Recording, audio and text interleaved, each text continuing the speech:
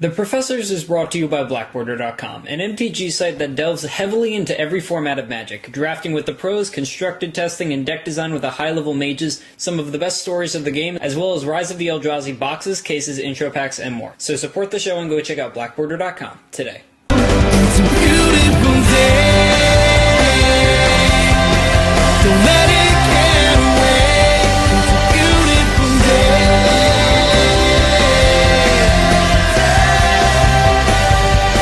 Hello everybody and welcome to yet another episode of The Professors. This week we'll take a look back at Pro Tour San Juan, the notable deck list for the format, and our first 11 spoilers of Magic 2011. So let's draw.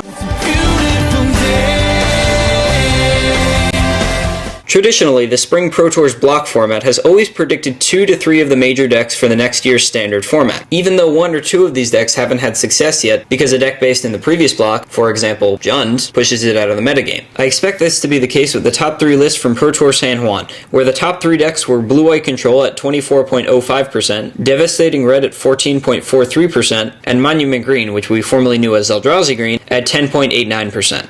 On Magic Online, Blue-White Control proved even more prevalent during the San Juan block testing season, representing 38.2% of the field, though this showing was probably inaccurate, as Gideon Jura let you glitch and trigger his plus ability infinite times.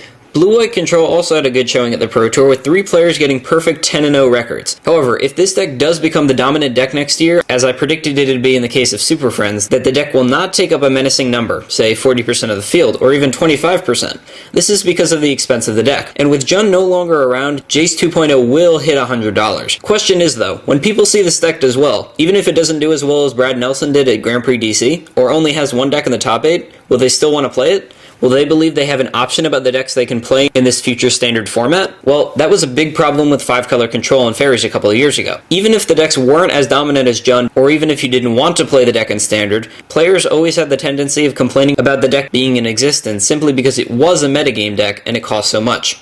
It's like buying a book from the bookstore compared to taking out a book from the library. Even though more than half of the libraries in the country have a wider selection of books than the local bookstore, more than 50% of people over 18 who read at least 1 book last year are more likely to have bought that book or books rather than rented from the library.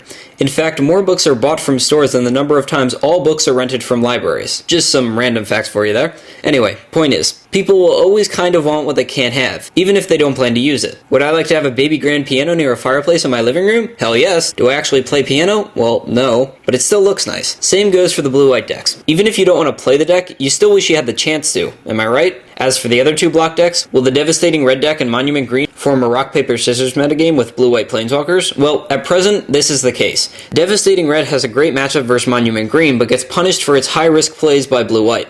Blue-white can handle the red decks, but doesn't have the sideboard or mainboard removal to handle all the creatures Monument Green outputs so quickly. And Monument Green can handle the blue-white deck, but can't handle the tramply, speedy, immediate damage that Mono Red delivers. However, what of the other decks we can expect to see? Well, comparing this block format to last year's block format, we saw Jund become the major deck, but we also saw the Esper Stoneblade deck and 4-color Beatdown deck attempt to move into the metagame, placing highly at the Pro Tour. Turns out though that Jund was, in fact, more powerful and assisted more greatly by Zendikar and Magic 2010 than the Esper decks and 4-color Beatdown lists. As a result, we ended up with Jund being over 40% of the field and the other 2 becoming basically random, narrow lists. We also need to consider the new decks created as a result of the new set. In fall of 2009, Zendikar brought us 3 decks: Boros Bushwhacker, Vampires, and Eldrazi Green, aka Monument Green. In the case of Eldrazi Green, the list had been almost finished, but needed the last card to push it through to playable in the metagame, even if its standard results have right now been confined to winning a single Star City Games 5K. In the case of Boros Bushwhacker, a new concept was founded to build the deck. Landfall and fetch lands made the deck what it was, even if the older cards like Baneslayer, Ranger of Eos, and Elite Vanguard made many lists and weren't from the new set. Finally, in the case of Vampires, we see a deck that developed almost purely based on the new set. All of its creatures, with the exception of Vampire Nocturnus, are from Zendikar block, and with good reason, because of the interior synergy of the creature type inside the set. All simple matters to be considered, but I do believe these facts hint at the decks in next year's format. I foresee Blue-White, Devastating Red, and Monument Green being our rock, paper, scissors, with Fringe or Tier 1.5 decks to be floating around, including Vampires, some sort of red-white aggro deck, and 2 to 3 decks based off themes such as Colorless or subtypes such as Equipments from Scars of Mirrodin, both of which are expected to return to standard this fall. But what about the pre-existent decks from Zendikar block? How will they change? More specifically, what will be added to them for standard from Magic 2011? Well, get ready for a few surprises.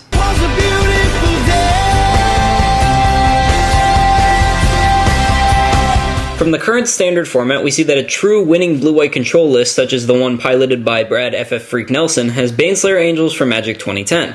But everything will change in fall when Baneslayer rotates out, right? Wrong. Tom Lapile had the pleasure of providing us with 7 spoilers for M11 I'm happy to see returning, and 1 which I am not. The 5 M10 dual lands will be returning, which is just fine. Lightning Bolt is back, plain and without flavor text this time, but just as sexy looking as ever. And Fireball is back as a better version of Heat Ray for a core set limited format such as this, where games will probably go down to wars of attrition, and creatures like Spark Mage Apprentice can come in and kill about a fourth of the creatures your opponent could be playing, including flyers that cost a little more mana like Stormfront Pegasus and Kellanor Bat. 2 vanilla flyers I expect to see reprinted, functionally or otherwise. However, the return of BS Angel is not what I call a good call, or a good reprint idea. This isn't even a case of people wanting what they can't have in my case, as I picked up a playset for this ridiculous season, and it will probably drive the price of the card down to $35 to $40. But in terms of the metagame setting card, it's just really obnoxiously good.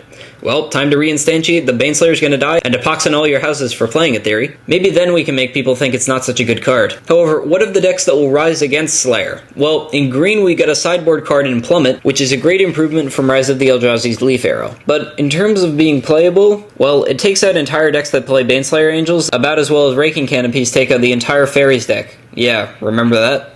They just kinda didn't attack for a couple of turns, and then promptly got a bunch of Scion of Unas or Mistbind clicks, or just put their mana into drawing cards and won 5 turns later as opposed to immediately. This means that, sure, Plummet will be good against 4, maybe 8, maybe 12 of the creatures in the aggro deck playing Baneslayer, but it's dead to the other half or 3/4. Against the control deck with Baneslayer, it's dead to every other creature as of now, with the exception of a Sphinx of the Lost Truths or 2 coming in from the sideboards. This means that you have to simply hold the card in your hand until they play a Baneslayer. Assuming they have no responses to your play, gain no benefit after you play the summon on their Baneslayer, and both of you have 4 copies of each, you both only have a 1 in 15 chance of drawing either of these cards.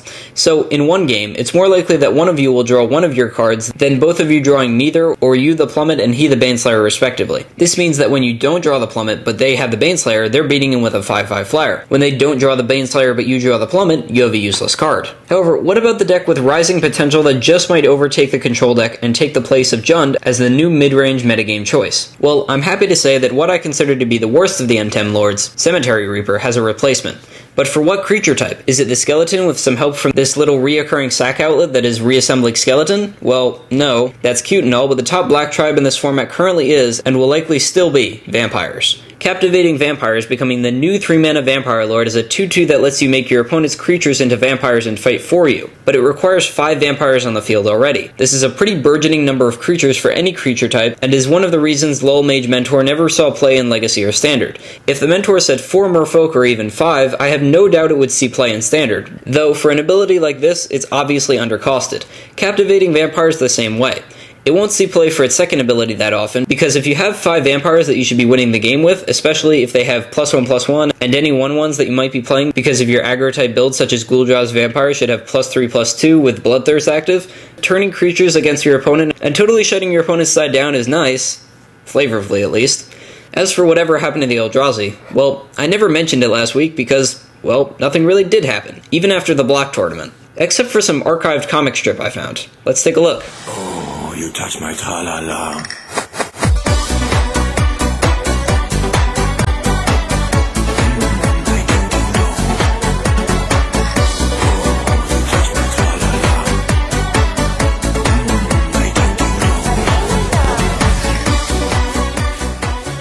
So until later this week when we take a look at the Duels of the Planeswalkers decks, and next week when we take a look at the draft format and my various takes on it, this is Anthony Palmerio, on behalf of the Professors. We're tapped out for now, but we'll untap soon.